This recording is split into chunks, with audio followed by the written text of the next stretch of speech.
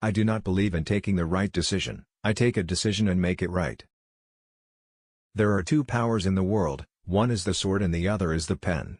There is a great competition and rivalry between the two. There is a third power stronger than both, that of the women. Think 100 times before you take a decision, but once that decision is taken, stand by it as one man.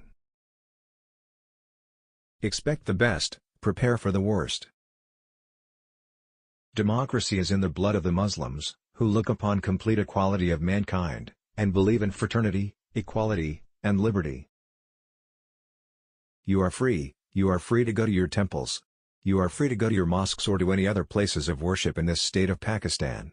You may belong to any religion, caste or creed, that has nothing to do with the business of the state. You will have to make up for the smallness of your size by your courage and selfless devotion to duty, for it is not life that matters, but the courage, fortitude and determination you bring to it. With faith, discipline and selfless devotion to duty, there is nothing worthwhile that you cannot achieve. The great majority of us are Muslims. We follow the teachings of the Prophet Muhammad, may peace be upon him. We are members of the Brotherhood of Islam in which all are equal in rights, dignity and self-respect. Consequently, we have a special and a very deep sense of unity. But make no mistake, Pakistan is not a theocracy or anything like it. Do not forget that the armed forces are the servants of the people.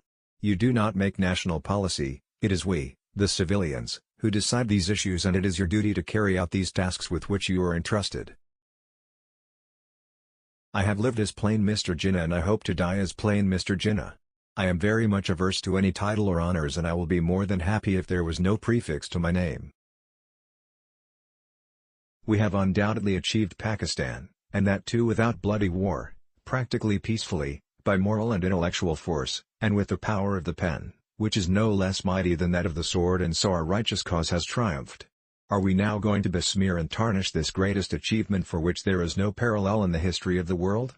Pakistan is now a fait accompli and it can never be undone. Besides, it was the only just, honorable, and practical solution of the most complex constitutional problem of this great subcontinent. Let us now plan to build and reconstruct and regenerate our great nation.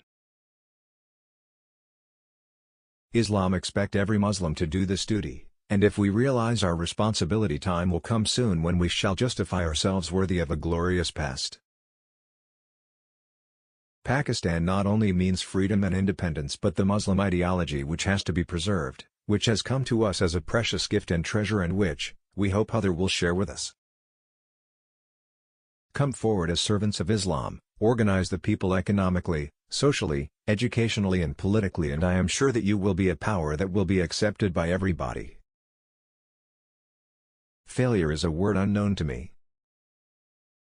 You have to stand guard over the development and maintenance of Islamic democracy, Islamic social justice and the equality of manhood in your own native soil. We should have a state in which we could live and breathe as free men, in which we could develop according to our own lights and culture, and where principles of Islamic social justice could find free play.